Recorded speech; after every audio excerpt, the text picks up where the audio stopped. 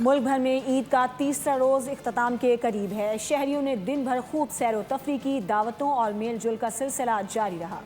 तफरी मकामात पर भी दिन भर रश देखने में आया। बच्चों ने तीसरे रोज भी ईदी समेटी और मौज मस्तियाँ की। हल्ला गुल्ला और मौज मस्तियाँ, मेजबान बने मेहमान। तफरी मकामात पर रश रहा। बच्चों ने बटोरी हुई ईदी खूब उड़ाई। कोई पार्क निकल गया तो किसी ने आइसक्रीम और झूले झूल कर तीसरा दिन गुजारा। जो मेजबान थे वो तीसरे दिन बने मेहमान। खूब हल्ला गुल्ला हुआ। हम अपनी चाची के घर पे आए हैं, यहाँ पे मजे मजे के खाने बने हुए हैं। ईदी बाद में हम किस तरह से सेलिब्रेट करेंगे अपनी ईदी को, जाके आइसक्रीम खाएंगे और बच्चों के साथ फन करेंगे।